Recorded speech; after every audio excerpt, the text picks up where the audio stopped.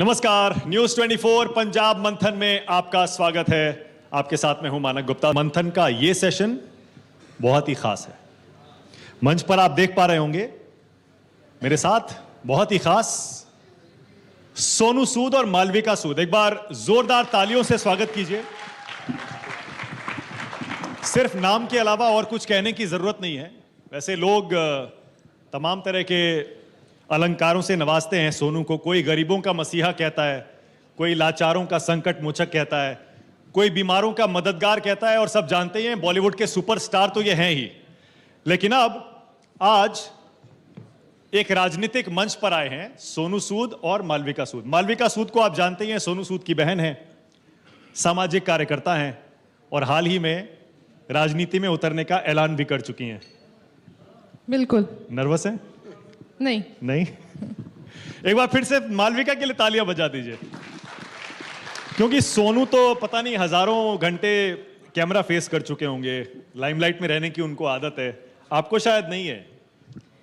मेरे को एक्चुअली आम जनता के साथ रहने की आदत है, तो मुझे लगता है ये जनता भी मेरी है, तो कोई ऐसी बात ही नहीं है। भाई रहे कैमरे के सामने, मुझे जनता के बीच रहना है।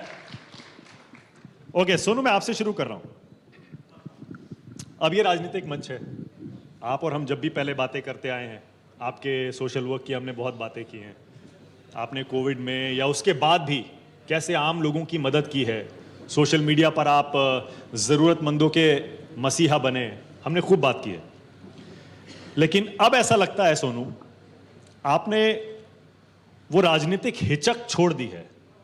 वो जो हेजिटेशन था एक कि मुझे पॉलिटिक्स में नहीं आना, नहीं जुड़ना, क्या मैं सही कह रहा हूं कि वो आप अभिचक आप पीछे छोड़ चुके हैं और अब राजनीति से जुड़ने का मन तो आपने बना लिया है? देखिए, हम लोग सब लोग राजनीति का हिस्सा होते ही हैं, चाहे वो अवाम बनकर रहें, चाहे आप राजनीति में घुसकर बने। जब आप राजनीति में नहीं होते तो जो हमारे राजनेता होते हैं, जो भी पॉलिसीज लेके आते हैं, हम या तो उससे फ़ायदा उठाते हैं या उससे सफ़र करते हैं। तो हिस्सा तो हम हमेशा ही थे, लेकिन ये है कि मंच बदल रहे हैं। कई बार आप आकर कुछ सीख रहे हैं, मैं भी अपनी ज़िंदगी के लेसन सीख रहा हूँ। बट जो भी मैंने पिछले 2 साल में लोगों से जुड़ पाया, तो मुझे लगता है कि जितनी हम सोचते हैं कि तकलीफ़ें हैं दुनिया में, उससे बहुत ज़्यादा हैं, और तकलीफ़ें दूर करने वाले लोग बहुत कम। सो उसका कहीं ना कहीं बैलेंस होना बड़ा ज़रूरी है। चाहे आपके परिवार के लोग उस मंच पर आएँ, या आप उनके साथ आएँ, या आप उन्हें बताएं, या आपके कुछ पहचान वाले आएँ, या आपकी आवाज़ सुनी जाए, तो वो बहुत इंपॉर्टेंट है। और वो मैंने पिछले 2 साल से सीखा है और कोशिश कर रहा हूँ कि कुछ और ज़िंदगी के जो लेसन्स बाकी हैं वो सीख जाऊँ।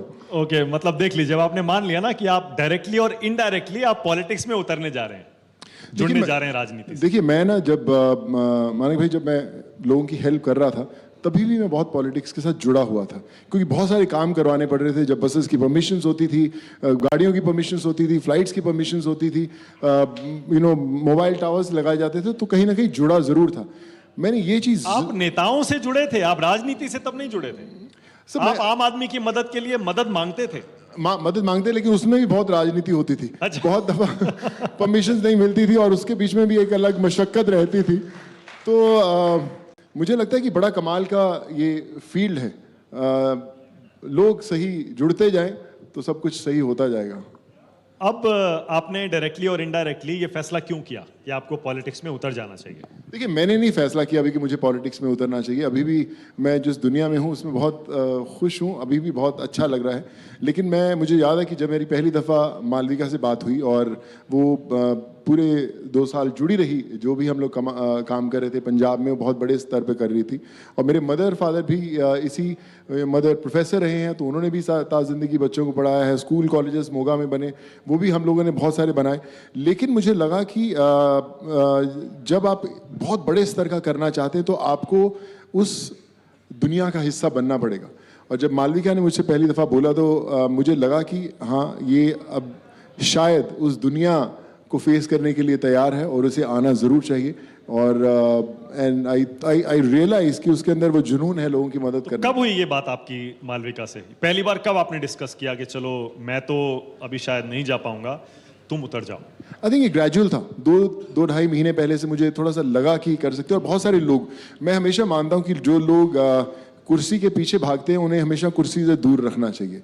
लोग वो कुर्सी डिजर्व करते जिनको आप खींच के कुर्सी के पास लेके आते क्या हैं, बात, जबरदस्ती बहुत बिठाते गहरी हैं। बात कह रहे हैं सुन। बिल्कुल। और आपने मुझे युवा फिल्म की याद दिला दी, याद होगा आपको, उसमें भी यही था। मुझे याद है हम युवा नौजवान राजनीति में उतरने से पहले कतराते थे, लेकिन उन्होंने भी रियलाइज किया कि अगर राजनीति बदलनी है, देश को बदलना है, तो उतरना पड़ेगा। बिल्कुल सही, मैं वही बोल रहा हूँ कि जब आपको खींच के लाया जाता है और कुर्सी पर जबरदस्ती बिठाया जाता है, तो मुझे लगता है अगर हम सब हमारे पास वो लीडर्स हों जिन्हें जबरदस्ती कुर्सी पे लेके आया जाए, फिर देश का रंग कुछ और होगा। तो आइडिया आपका था कि मालविका को उतरना चाहिए चुनाव में, या लोगों का था। दोनों का था? नहीं, लोगों का था। लोगों का था। अच्छा, लोगों ने सजेस्ट किया? लोगों ने बोला, आई थिंक जितना हमारा पूरा मोगा बहुत बड़ी बेल्ट है, तो बहुत सारे लोग, बहुत सारे परिवार जो इतने सालों से जुड़े हैं, और उन्होंने मुझे बताया कि किस तरह से काम करे, और उन्होंने बोला कि आपको मालविका को जरूर कन्विंस करना चाहिए। I think she deserves to be there. लोगों ने तो आपसे कहा होगा कि आप चुनाव लड़ लीजिए, आपने कहा होगा नहीं मैं नहीं, मालविका लड़ लेंगी। मुझे भी कहा गया, बट आई डोंट नो कि मेंटली अभी मैं शायद पूरी तरह तैयार नहीं हूँ। अच्छा मालविका, मोगा ही क्यों? क्योंकि मोगा मेरी जन्मभूमि है, मेरी शादी भी वहीं हुई है। मैंने मोगा में शादी इसीलिए करवाई क्योंकि मेरे पेरेंट्स तब वहाँ पे थे। अब हमारे पेरेंट्स वहाँ हमारे साथ नहीं है, तो मुझे लगता है कि मोगा मैं कभी नहीं छोड़ के जाऊँगी, और मैं अपनी तरफ से 100% करूँगी ताकि जो मेरे पेरेंट्स ऊपर बैठे हैं वो भी याद करें अपने बच्चों को कि जैसे मेरे भाई ने पूरी दुनिया में नाम रोशन किया है, कि उनकी बेटी ने भी मोगा को ऐसा बना दिया कि लोग दूर दूर से आए मोगा देखने के लिए, और टिकट लेनी पड़े उन लोगों को। क्या बात है, आप तो बहुत, मतलब मैं सुन रहा हूँ और जितने दिल से आप बातें कर रही हैं, मेरे तो रोंगटे खड़े हो रहे हैं। क्योंकि अक्सर हम युवा नेताओं से बातें तो करते हैं, लेकिन जो आपके दिल से ये बातें निकल रही हैं, लग रहा है कि आप दिल से कह रही हैं, बहुत ईमानदारी से कह रही हैं। जब आपने चुनाव लड़ने का ऐलान किया, सोनू ने बताया कि आप एक एफिडेविट देंगी कि जो वादे आप करेंगी आप पूरे करेंगी, नहीं कर पाई तो आप छोड़ देंगे। ये क्या कॉन्सेप्ट है, ये क्या क्या वादा है ये? बिल्कुल, मुझे लगता है जो भाई ने ये चीज़ बोली बहुत ज़रूरी है आजकल के समय में, क्योंकि जो यूथ है बहुत समझदार हो गया है। हमारी फैमिलीज़ में शुरू से ये चलता आया है कि अगर पेरेंट्स किसी एक पर्टिकुलर पार्टी को वोट डालते हैं तो वो बच्चों को भी बोलते हैं कि बेटा वहीं डालनी है। हम लोग भी डालते थे, लेकिन आजकल का जो यूथ है वो किसी के पीछे नहीं लगता। अगर उनके पेरेंट्स बोलते हैं यहाँ वोट डालनी है, अगर उसको किसी और पार्टी को वोट डालनी है, वो बोलेंगे हम वहाँ नहीं डालेंगे, हम इनको डालेंगे। तो मुझे लगता है कि अभी समय आ गया है कि बदलाव होना चाहिए। ये तो अभी से राजनीतिक हो गई है। देखा आपने, इशारों इशारों में इन्होंने यूथ को, मोगा के यूथ को टारगेट कर लिया कि मम्मी पापा की मत सुनना। यूथ आपके लगता है कि यूथ आपके स्कीम में, आपकी आइडियोलॉजी में इंपॉर्टेंट है? मुझे लगता है ये बहुत ज़रूरी है, क्योंकि यूथ ही हमारा फ्यूचर है। बहुत सारा यूथ अभी फॉरेन में जा रहा है। अभी मैं विलेजेस में विज़िट करती हूँ, मैं देखती हूँ कि घरों के घर खाली हैं, सिर्फ पेरेंट्स ही हैं, कोई 70+ है, कोई उनको देखने वाला नहीं है। इवन पेरेंट्स भी चाहते हैं कि बच्चे हमारे बाहर सेटल हो जाएं, लेकिन बच्चे वहाँ पे काफ़ी मुश्किल में रहते हैं। अपने पेरेंट्स को वो नहीं बताते हैं कि वो क्या मुश्किलें उनको वहाँ पे आ रही हैं।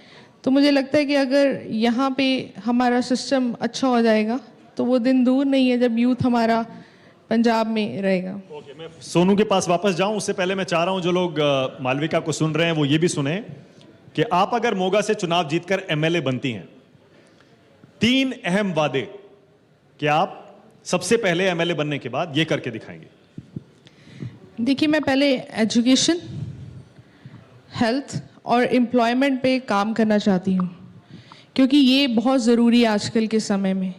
और अगर ये सब ठीक हो गया, लोगों को ये सब चीज़ें मिल गई, तो वो दिन दूर नहीं है जब हम कहेंगे कि हमारा जो पंजाब है, जो हम सुनते थे कि एक सोने की चिड़िया है, और वो ऐसी चिड़िया बन जाएगी जो पूरे देश में फेमस हो जाएगी। एक बार तालियां बजा दीजिए मालविका के लिए। जैसा मैंने कहा, हर उम्र के, हर तजुर्बे के नेताओं से हमारा मिलना जुलना होता है, हम इंटरव्यू करते हैं, लेकिन जो एकदम युवा नेता आते हैं, उनकी मासूमियत और उनकी जो ईमानदारी होती है, वाकई वो दिल को छू जाती है। अब उतनी ही ईमानदारी से क्या मालविका ये भी बताएंगी कि चुनाव कौन सी पार्टी से लड़ेंगी? मेरी पार्टी लोग हैं। ये हम जो पार्टी बनाएंगे ये लोगों की पार्टी है। मेरे साथ आप जुड़िए ताकि हम मैक्सिमम लोगों के साथ जुड़ें, उनकी जो तकलीफ़ें हैं हमें पता लगे। वही एक मेरी पार्टी है। ओके, मैं छोड़ूंगा नहीं अभी आपको, आ रहा हूँ अभी लौट के। तब तक आप सोच भी सकती हैं जवाब। सोनू, वापस आपके पास आ रहा हूं। क्या इनडायरेक्टली आप राजनीति में उतर रहे हैं? ये तो आप मानेंगे, आपने थोड़ा क्लियर करने की कोशिश की, लेकिन मैं उसको और सरल भाषा में कहता हूं। आपकी बहन राजनीति में उतरेंगी, चुनाव लड़ेंगी, आप प्रचार करेंगे, तो इनडायरेक्टली आप उस पार्टी के लिए भी प्रचार करेंगे जहां से वो खड़ी होंगी, तो आप तैयार हैं उसके लिए? देखिए, मुझे लगता है ना अनंत भाई कि बहुत जो जंग होती है ना, अकेले भी लड़नी पड़ती है। मैं मालविका को वही बोल रहा था मैं कि ये जो जंग है, ये हर स्तर पे आपको बहुत अकेले लड़नी पड़ेगी। आप ये मत सोचना कि आपका भाई हमेशा आपके साथ रहा है, सही को सही भी बोलेगा, गलत को गलत भी बोलेगा। मैं आपको एक छोटी सी चीज़ बताता हूँ। मुझे करीबन 10 साल से पॉलिटिक्स के ऑफर आते रहे हैं और मैं सबसे रिक्वेस्ट करता रहा हूँ कि अभी मुझे लगता है नहीं मैं तैयार हूँ। उनमें से 90% तो पिछले 1.5 साल में आ गए होंगे, 2 साल में। नहीं, उससे पहले भी आए थे सर, हर इलेक्शंस में आते हैं। पर मैं उनसे एक चीज़ ज़रूर बोलता हूँ कि मैं चाहे आपकी पार्टी से जुड़ूं, लेकिन आप मेरे से ये कभी एक्सपेक्ट मत कीजिएगा कि अगर आज अगर हम अक्सर जो देखते हैं आज के मंच पर कि अगर एक पार्टी किसी एक पर्टिकुलर मुद्दे को पकड़ती है, चाहे वो सही हो गलत हो, तो पूरी पार्टी के जितने नेता होते हैं अपने सोशल मीडिया हैंडल्स पर उसको निंदा करते हैं। और इसमें बहुत सारे ऐसे लोग होंगे शायद कहीं ना कहीं कन्विंस भी नहीं होते होंगे, बट क्योंकि उस जगह का हिस्सा हैं तो वो करते भी हैं। तो मैंने उन सब से यही रिक्वेस्ट की थी जब मुझे ऑफर हुआ था कि अगर मुझे मैं कन्विंस नहीं हूँ उस चीज़ को बोलने के लिए तो मैं नहीं बोलूँगा। आपको शायद बुरा लगेगा, बट वो मैं सबसे पहले आपके पास रखना चाहता हूँ। मैं मालविका को भी यही बोलता हूँ, ये जो तेरे डिसीजन से तेरे हैं, अगर मुझे कोई चीज़ अच्छी नहीं लगेगी और आप बोलोगे कि भाई आप बोलो, मैं नहीं बोलूँगा। तो मुझे लगता है कि ये होना चाहिए, हर पार्टी में होना चाहिए। बहुत सारे लोग आज भी हम लोग देते हैं, मैं नाम नहीं लेना चाहूँगा, हम बहुत सारी ऐसी स्टेटमेंट्स देते हैं जिससे हम कन्विंस नहीं है, लेकिन देनी पड़ती है क्योंकि आप उस दुनिया का हिस्सा हैं। मुझे लगता है उस दुनिया का हिस्सा होना बड़ा इंपॉर्टेंट है, लेकिन एक खुद की दुनिया बनानी भी बहुत इंपॉर्टेंट है। पर प्रचार तो करेंगे, उसके बाद आप साथ मत दीजिएगा। एक बार चुनाव तो जिताना है ना अपनी बहन को। जीतेगी, वो खुद के ऊपर भी जीतेगी। बहुत सारे लोग जुड़े हैं, आप सबकी दुआएं जुड़ी हैं, और मैं भी हो सकता है शायद कहीं भीड़ के अंदर खड़ा होऊंगा कि भाई बहन सही बोल रही है या नहीं बोल रही है। वैसे भी आपका नाम Sonu, to be more precise, Aam Aadmi party से बार बार जुड़ रहा है जब से आप उनके मेंटोरशिप कार्यक्रम से जुड़े हैं। आपको लोग पूछते हैं कि आप आम आदमी पार्टी ज्वाइन करने जा रहे हैं क्या? मैं पूछूं उससे पहले ये पूछ रहा हूं कि और भी लोग पूछते हैं ना ये बात? मुझसे पूछते हैं, मैं सभी लोगों से मिला हूं, नेताओं से वैसे भी जनरली मिला हूं, जो भी कुछ अपने जो काम होते रहते हैं समाज में उसके लिए मिला हूं। पर ये बात तय होती है कि जब भी मैं किसी से मिलता हूं मुझे कुछ दिन के लिए उस पार्टी से जोड़ दिया जाता है। So but no regrets, I think that's part of the game. दुनिया का हिस्सा है, जब भी आप किसी नहीं, लेकिन अरविंद केजरीवाल के साथ जब आपने मंच शेयर किया था, वो पहली बार था कि किसी प्रोमिनेंट स्टेज पर आप किसी बड़े नेता के साथ आए, आप उनके एक कार्यक्रम से जुड़े, तो आपने सोचा था कि ये होगा, उनके साथ मेरा नाम जोड़ा जाएगा और मुझे इन सवालों के जवाब देने पड़ेंगे? नहीं, मुझे नहीं लगा सर। मैं जब पहली कोविड की वेव शुरू हुई और लोगों को तकलीफें आनी शुरू हुई, हमने उस साल करीबन 2100-2200 बच्चों को पढ़ाया जिनकी एजुकेशन छूट रही थी या नहीं पढ़ पा रहे थे किया। आज हम जब बात कर रहे हैं सेकेंड वेव के अंदर, हम करीबन 21,500 से 22,000 स्टूडेंट्स को मैं पढ़ा रहा हूँ पूरे देश के अंदर। आप कोई भी ऐसा स्टेट डिस्ट्रिक्ट नहीं होगा जहाँ पर बच्चों को हम लोग नहीं पढ़ा रहे। आप अकेले पढ़ा रहे हैं? अकेले, हमारी फाउंडेशन। क्या बात है, जोरदार तालियां होनी चाहिए इस पर। और मैं ये भी एक कमाल की चीज़ आपको बताता हूँ कि ये जब मेरे से लोग पूछते हैं कि ये कैसे करते हैं आप, मैं हमेशा एक चीज़ बोलता हूँ कि मैं I don't think twice calling somebody I don't know for somebody I don't know. मैंने आधे से ज़्यादा जितने लोगों से रिश्ते बनाए हैं, क्या बात है। तो मैं कभी नहीं पूछता हूँ। मैं आपको छोटा सा सर एग्जांपल देता हूँ कि मेरे घर पे रोज़ 200-250 लोग आते हैं, मुंबई में आते हैं अलग अलग अपने प्रॉब्लम्स लेकर। मैं कुछ टाइम पहले हैदराबाद में एक एयरपोर्ट पे बैठा था और लाउंज में बैठे इंतज़ार कर रहे थे फ्लाइट के, तो एक पार्टी के एक नेता थे बिहार के अंदर, तो उन्होंने मुझे देखा तो उन्होंने एक पिक्चर वगैरह खिंचवाई। तो मैं बोले कि मैं इधर मधुबनी से विधायक हूँ और ये मेरा नंबर है, और उन्होंने मेरा नंबर भी लिया, तो कभी आइएगा तो ज़रूर मिलेगा। तो मैं बोला ठीक है, मैंने रेगुलरली नंबर लिया और फिर मैं चले गया। और अगले दिन जब मैं नीचे खड़ा था, मेरे मुंबई में बहुत सारे लोग आ रहे थे, मैं उनसे बातचीत कर रहा था। तो अच्छा आपका क्या काम है? सर्जरी है, चलो इधर करवाएंगे, पढ़ाई इधर कराएंगे। तो एक परिवार था, उसने बोला कि एक लेडी थी अपने बच्चों के साथ आई थी कि मैं मधुबनी से हूँ और मेरे पास काम नहीं है। और मेरे पास रहने की जगह नहीं है, तो आप मुझे प्लीज़ काम दिलाइए। तो मुझे ध्यान आया वो नेताजी का, मैंने तुरंत उनका फ़ोन लगाया, वहीं पे वीडियो कॉल किया। तो उन्होंने बोला, कहाँ हो सोनू, कैसे हो भाई? मैं बहुत बढ़िया सर, एक बहुत ज़रूरी काम है जो आपको करना है। बोले क्या काम? मैं कहा सर ये वीडियो कॉल पे सामने परिवार खड़ा हुआ है, मधुबनी से आपके हल्के से, और आपको इनको जॉब भी देना है और आपको इनको ध्यान भी रखना है। अरे आपने पहली दफ़ा बोला हो जाएगा, तो मैंने बोला उनको चलिए जाइए, आपका जॉब लग गया है, जाइए। आज वो जॉब कर रही हैं वहाँ पर और सेट हैं। सो आइडिया ये है कि मेरी ज़िंदगी का एक्सपीरियंस है, मैंने पिछले 2 साल से देख रहा हूँ, और मैं आप सबसे भी रिक्वेस्ट करूँगा कभी आप करके देखिए। हम अक्सर हमेशा जब लोगों की मदद करना चाहते हैं, हम सोचते हैं कि यार मैं सामने वाले से क्यों फेवर लूँ।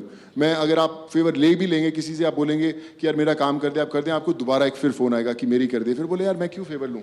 आप फेवर लेते जाएं, लेकिन अनजान लोगों के लिए लेते जाएंगे तो आपका काम कभी नहीं रुकेगा। सो आप सोचिए मत, खुद के लिए, परिवार वालों के लिए फ़ोन करते समय think twice, but don't think twice calling someone for someone you don't know, and it will happen. मेरे दोस्त बैठे हैं, करण भाई यहाँ पे बैठे हुए, मैं आपको बड़े सालों से मैं इनको जानता हूँ, हमने मैचेस भी खेले होंगे, पार्टी में भी गए होंगे, लेकिन हमारा रिश्ता एक वैसे दोस्तों का था।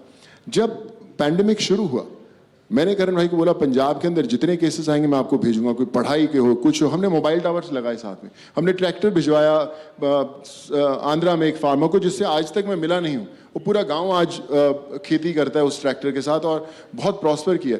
सो इनको बड़ा अच्छा लगा कि करण भाई यार बहुत यार अच्छा फीलिंग हो रहा है यार करना। और आप सोच नहीं सकते कि मुझे नहीं लगता कि करण भाई ने जो 20 साल में नाम कमाया होगा, जो पिछले 1.5 साल में कमाया होगा, if you would agree with me Karan भाई।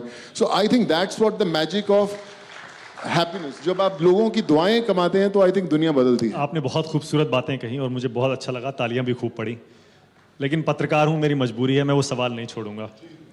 क्या आम आदमी पार्टी ज्वाइन करने जा रहे हैं सोनू सूद? क्योंकि चर्चा तो यहां तक है, पंजाब चुनाव में आपको मुख्यमंत्री का चेहरा बनाकर आम आदमी पार्टी प्रोजेक्ट करने जा रही है।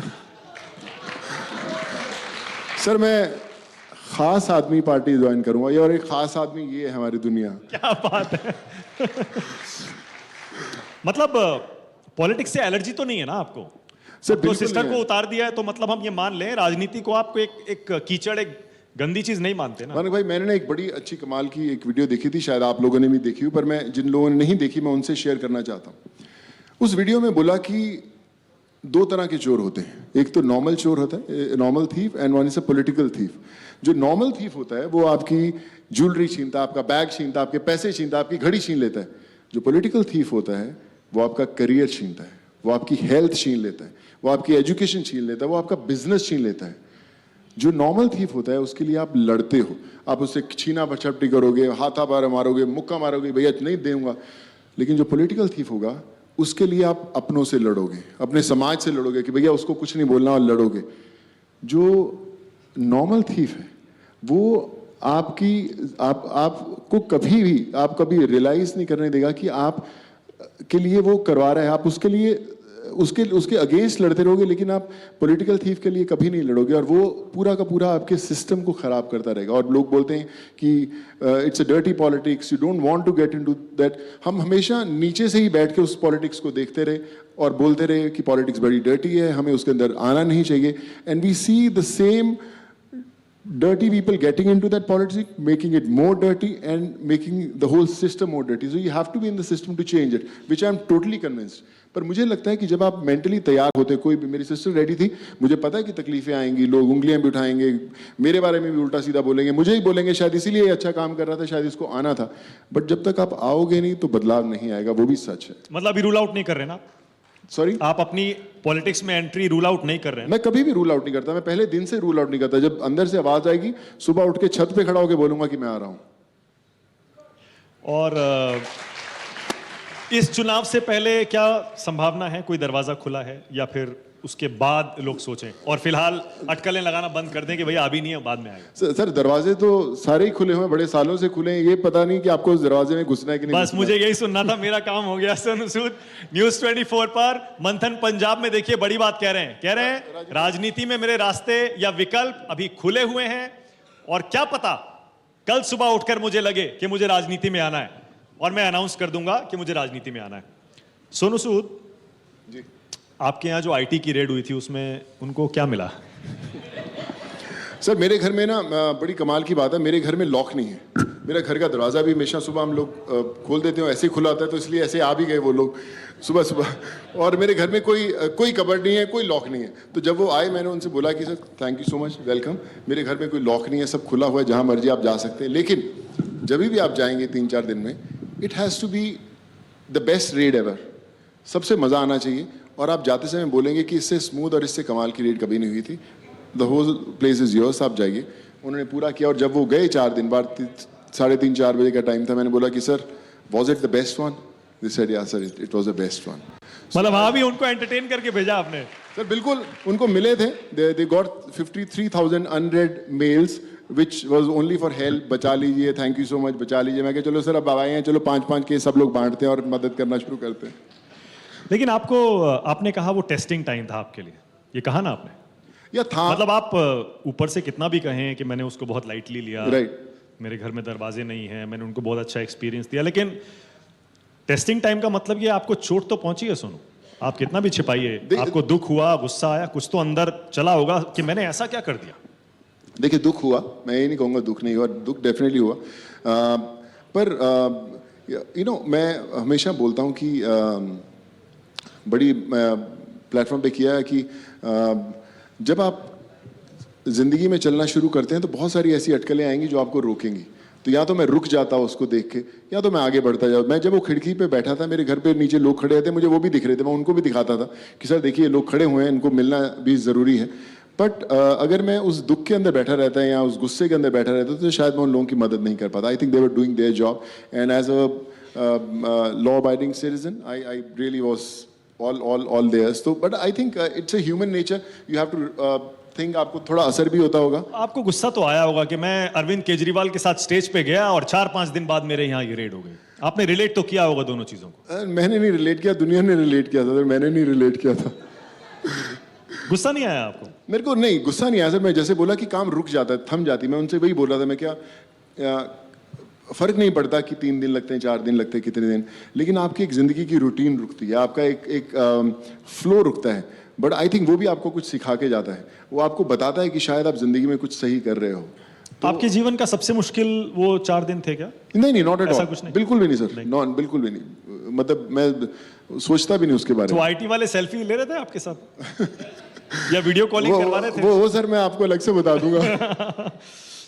सोनू, इसी से जुड़ा सवाल है और वो आम लोग अक्सर पूछते हैं, आपके सपोर्टर भी पूछते हैं और जो लोग आपको पसंद नहीं करते, बहुत सारे लोग हैं जी, वो भी पूछते हैं। वो कहते हैं कि सोनू सूद के पास ये पैसा कहाँ से आता है? जी, इतने बड़े बड़े काम आप कर जाते हैं, किसी को लैपटॉप चाहिए, मोबाइल चाहिए, किसी का ऑपरेशन कराना है, कभी लिवर ट्रांसप्लांट, कभी यहाँ से वहाँ भेजना है, सोनू के पास ये पैसा कहाँ से आता है? देखिए ये बड़ी कमाल की चीज़ है। और जब आईटी वाले बैठे थे तो वो भी बोले थे, कहते यार ये तो कमाल है जैसे तुमने पूरा सिस्टम किया हुआ है। मुझे पता नहीं था कि ये कैसे होता है। मुझे अगर आप 2 साल पहले पूछते कि मेरे घर में आज अपने घर में अगर किसी को जुकाम भी हो जाए, कोई ड्राइवर को या अपने काम करने वाले को, अपने को समझ नहीं आता कि डॉक्टर से अपॉइंटमेंट लेना, उसकी मेडिसिन लाना एक हमारे लिए एक बहुत बड़ा काम है, जो मेरे लिए भी था। पर जब ये पूरा दौर शुरू हुआ, मैंने करीबन 7.5 लाख माइग्रेंट्स के साथ जुड़ा था उनको घर भेजने के दौरान जब कोविड शुरू हुआ। अच्छा, ये फिगर मैंने आपसे उस दौरान भी पूछा था, आपने कहा था कि आप कोलैट करके फिर बाद में बताएंगे। तो क्या आपने 7.5 लाख मजदूरों को उनके घर भेजा है? 7.5 लाख लोग हमारे साथ जुड़े। उसके अंदर हम लोगों ने भेजना जब शुरू किया, आज एक इंसान का हमारे पास डाटा है। जब हम उन लोगों को भेज रहे थे, ऐसे बहुत सारे लोग थे जो खुद भी चले जाते थे, क्योंकि हम बाय फेस किसी को नहीं जानते थे। आज अगर मैंने 10,000 लोगों की परमिशंस ली, 8,000 लोगों की ली, तो बाय द टाइम जब वो मुझे ट्रेन और बस मिलती थी, आधे निकल चुके होते थे, फिर नए लोग आ जाते थे। सो उन जो 7.5 लाख लोगों से हम लोग जुड़े, उन लोगों के जब घरों में तकलीफें आनी शुरू हुई तो उन्होंने बोला कि हमारा इलाज करवा दो। थोड़ा बहुत इलाज करवाना शुरू किया, थोड़ा बहुत उनको हेल्प करना शुरू। लेकिन ये सब वो अपने पैसे से किया? वो शुरू में अपने पैसे से किया।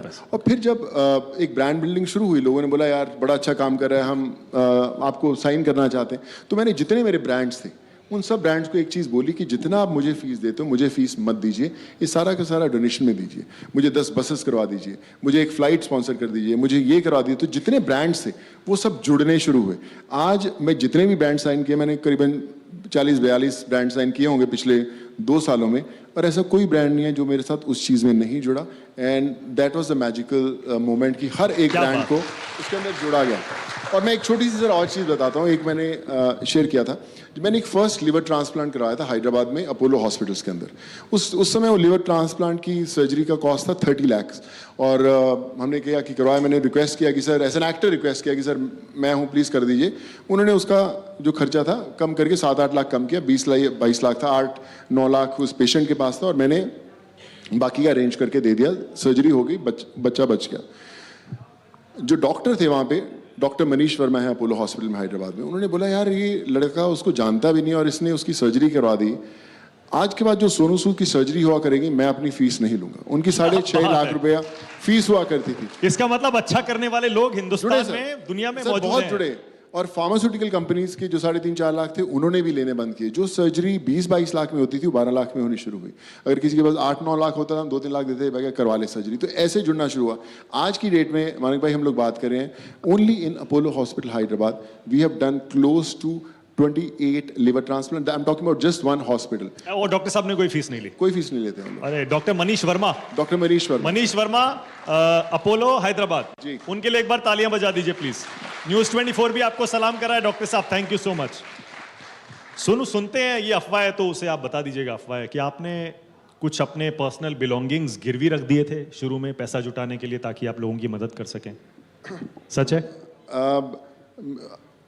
पता नहीं प्लेटफॉर्म पे बोलना चाहिए, गिरवी जरूर रखे थे, पर फिर ठीक था सर, छुट गए थे, फिर कोई दिक्कत नहीं थी, थोड़े टेम्परेरी टाइम के लिए थे। रखना पड़ा, एक बार रखना पड़ा था, but that was not just for this case also I would say. उस समय अचानक इतना क्वांटम ऑफ लोड मेरे ऊपर आ गया था लोगों का कि मुझे समझ नहीं आ रहा था कि क्या करना हो। मैं तैयार नहीं था कि मुझे मैं कर पाऊंगा या नहीं कर पाऊंगा, इतने लोगों से जुड़ पाऊंगा या नहीं जुड़ पाऊंगा। तो I was just getting that backup ready. ऊपर वाला देखता है सोनू, आपने जो किया उस समय और उसका फल देखिए आपको जरूर मिल रहा है। कितने लोगों की दुआएं आपको मिलती हैं, पूरा हिंदुस्तान आपको आज सलाम करता है और न्यूज़ 24 भी। सोनू सूद, एक बार फिर जोरदार तालियां। बताइए कौन करता है आज की दुनिया में ऐसा, जरूरतमंदों की मदद करने के लिए अपना सामान गिरवी रख दिया। एक और सवाल, उसके बाद मालविका आपके पास आ रहा हूं। अरविंद केजरीवाल, दिल्ली सरकार के साथ जुड़ने का आपने फैसला क्यों किया, और कोई सरकार या और कोई नेता क्यों नहीं, सिर्फ केजरीवाल ही क्यों? सर, उससे पहले मैं पंजाब का ब्रांड एम्बेसडर रहा हूँ वैक्सीन का। वो कांग्रेस की गवर्नमेंट थी, कैप्टन साहब ने मुझे बोला तो मैं तैयार था, क्योंकि मैं एजुकेशन में बहुत कर रहा था। तो जब दिल्ली सरकार ने मुझे बोला कि आप एजुकेशन में इतना का अच्छा काम कर रहे हो, तो we would like to be you to be the देश के मेंटोर का जो ब्रांड एम्बेसडर, तो मैंने बोला कि मैं पहुंच जाऊंगा। और मैं बार बार यही बोलता हूँ, आप मुझे किसी भी, गुजरात में बुलाइए मैं बन जाऊंगा एम्बेसडर, बॉम्बे में बुलाइए बन जाऊंगा, कहीं पे भी बुलाएं बन जाएगा। मैं तो अवेलेबल हूँ। मैं तो फ़ोन कॉल जो मैंने पहले सिम कार्ड लिया था जब मोबाइल शुरू हुए थे, आज भी नंबर वही है। तो नंबर तो जब भी फोन करेंगे मैं तो पहुंच जाऊंगा। तो फर्क था, मतलब आप किसी भी सरकार के लिए काम करने को तैयार हैं अगर आपको वो काम पसंद आता है आम लोगों के लिए, और एज लॉन्ग एज लोगों की मदद करते हैं, लोगों की मदद के लिए हो। तो इसमें कोई पार्टी कोई मैटर नहीं करती, कोई नेता नहीं मैटर नहीं करता। नहीं। और अरविंद केजरीवाल कहें कि आप पंजाब में आ जाइए हमारे साथ और सीएम फेस बन जाइए। सर, मुझे पता नहीं मैं उस लायक हूं भी कि नहीं सीएम फेस। आई थिंक मैं वही बोलता हूं, कुर्सी सबको अच्छी लगती है, पर आप कुर्सी पे बैठने लायक हैं या नहीं है, पहले अंदर से आवाज आनी चाहिए। तो आई डोंट नो सर कि मैं अभी तैयार हूं कि नहीं उस चीज के लिए। ओके, क्योंकि आपने कहा ना कि सिस्टम में उतरकर ही आप सिस्टम को बदल सकते हैं। राइट। कम से कम वो क्लैरिटी ऑफ थॉट तो है। और सिस्टर आपकी अब चुनाव लड़ने जा ही रही हैं, तो इस पर अगर ऐसा ऑफर आता है तो आप विचार करेंगे?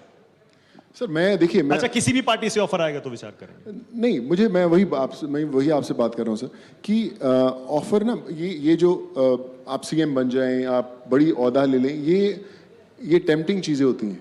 लोग पावर का मजा लेते हैं कि यार देखो कितने पावरफुल बन जाओगे अगर आप वो बन जाओगे। अच्छा लगता है सुनने में, और आई थिंक वो दुनिया भी बड़ी अच्छी होती होगी, कमाल की होती होगी। पर मुझे लगता है कि जो लोग हैं, जो सामने बैठे हैं, पंजाब के लोग हैं, कहीं के भी लोग हैं, वो मानते हैं कि नहीं मानते कि आप उस लायक हो या नहीं हो। उनका मानना जरूरी है, एक पार्टी का या पार्टी लीडर्स का मानना जरूरी नहीं है कि आप उस लायक नहीं। तो आई थिंक जब लोग समझेंगे कि कोई भी इंसान उसके लायक है, तो जबरदस्ती उसको खींच के बिठा ही देंगे। आपको कैसे लगते हैं अरविंद केजरीवाल, मालविका, कैसे नेता है? अच्छे तभी नेता है, सारे नेता बहुत बढ़िया जी। सारे? देखिए ये डिप्लोमेटिक जवाब। पंजाब की कांग्रेस सरकार के बारे में कुछ विचार हैं आपके? मैंने आपको पहले भी बोला कि सारे बहुत बढ़िया काम कर रहे हैं, हर कोई अपनी तरफ से 100% करता है। ओके, सोनू आपके कुछ विचार हैं? बिल्कुल सर, अच्छे आई थिंक जो भी अब सारे नेताओं को अच्छा मत कहिए नहीं, आप। सबको नहीं, आई थिंक जो अरविंद जी ने काम किया वो दिल्ली में देखा है लोगों ने, बड़ा अच्छा काम किया। If you talk about health and education, Punjab सरकार के अंदर भी जो भी काम किया गया है वो भी अच्छा है। कुछ सर देखिए, मैं परफेक्ट किसी को नहीं मानता, कमियाँ खामियाँ मुझसे ज़्यादा शायद लोगों को पता होगी, बट आई थिंक कि अगर आप बोले इम्प्रूवमेंट का स्कोप है, डेफिनेटली है, बहुत इम्प्रूवमेंट का स्कोप है और होगा भी, और जो लेके आएगा इम्प्रूवमेंट वही टिकेगा। अच्छा, पीएम के बारे में कुछ विचार हैं आपके? बीजेपी के बारे में कुछ विचार हैं? अलग अलग पार्टियों के बारे में अगर मैं ऐसे पूछूं तो आपके हर पार्टी के बारे में कुछ विचार हैं? आप मतलब क्योंकि हर पार्टी की अपनी एक अलग पॉलिसी होती है जी, एक आइडियोलॉजी होती है, मैं वो जानना चाह रहा हूँ। देखिए, मुझे लगता है कि मैं आपको जैसे पहले भी बोला दोनों पार्टीज के, मुझे लगता है कि कोई भी पार्टी रूलिंग हो तो ज़रूरी नहीं कि आप उनकी हर चीज़ से सहमत हैं। मैं बहुत चीज़ों से नहीं भी सहमत होता हूँ, तो मैं आई समहाउ, मैं चाहे पोलाइटली या स्ट्रेट, मैं कहीं ना कहीं से शो कर देता हूँ कि मैं इस चीज़ से सहमत नहीं हूँ। सो आई थिंक दैट्स मी। बड़ा ज़रूरी रहता है कि आप एटलीस्ट बताना ज़रूरी चाहिए। आई डोंट नो कि कितना सही है कितना गलत, but I think everyone has that right to say. मुलाकात है वैसे आपकी कभी प्राइम मिनिस्टर से? कभी मुलाकात नहीं, मेरी मुलाकात नहीं हुई सर अभी कभी। ओके, राहुल गांधी, उनके बारे में कुछ विचार हैं? I think he is also trying to do his best, करने की कोशिश तो कर रहे हैं। मैं हमेशा सर मानिक भाई ये बोलता हूँ कि पता नहीं कि कौन कितना बढ़ गया है, उसके I am not a scale to gauge that how good the leader is, but मुझे अगर कोशिश दिखती है तो मुझे लगता है कि वो ठीक है, और अगर कोशिश में कुछ गलती होती है तो आई थिंक अगर लीडर वो बड़ा जो अपनी गलती मानना सीखे। हम हमेशा अक्सर मैं बोलता हूँ कि जो लीडर्स होते हैं अपनी गलती मानते नहीं हैं, वो कहते हैं, वो कहीं ना कहीं उसको कवर करने की कोशिश करते हैं कि नहीं नहीं ठीक है, सब ठीक हो जाएगा। पर अगर कोई लीडर बोले कि यार मैंने ये गलती की है, मैं इसके अंदर सुधार लाने की कोशिश करूंगा, तो मेरे लिए वो नेता सबसे बड़ा। मालविका की आइडियोलॉजी क्या है? आपकी विचारधारा क्या है? हर पार्टी की अपनी एक आइडियोलॉजी होती है ना।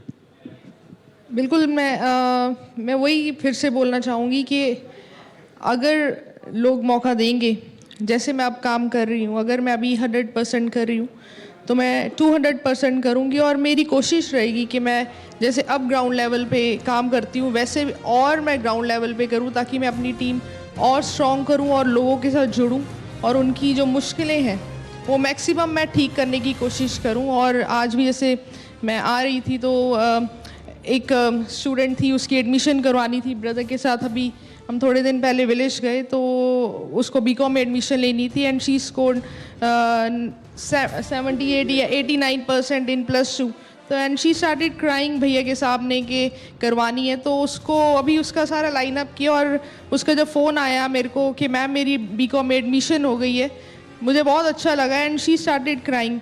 तो मेरा यही रहेगा मोटिव कि मैं लोगों के चेहरे पे ज़्यादा से ज़्यादा मुस्कुराहट और उनके सपने पूरे करूं। अब वो इंडिपेंडेंट भी हो सकता है या किसी पार्टी से भी हो सकता है। ज़रूर, सारे विकल्प खुले हैं आपके। ज़रूर। All right, okay. न्यूज़ 24 के पंजाब मंथन मंच पर आने के लिए सोनू सूद, मालविका सूद, बहुत बहुत शुक्रिया, thank you so much. Thank you so much. और हमारी तरफ से आपको बहुत बहुत शुभकामनाएं। मालविका, आपको भी, Thank सोनू you. सूद आप जो कर रहे Thank you so हैं much. उसके लिए आपको भी बहुत बहुत शुभकामनाएं। जोरदार तालियां एक बार सोनू सूद और मालविका सूद के लिए। नमस्कार, मैं हूं मानक गुप्ता। अगर आपको हमारा ये वीडियो पसंद आया हो तो इसे लाइक और शेयर जरूर करें, और हाँ, हमें सब्सक्राइब और फॉलो करना ना भूलें, ताकि आप देश और दुनिया की कोई खबर मिस ना करें। तो जुड़े रहिए हमारे साथ और देखते रहिए न्यूज़ 24।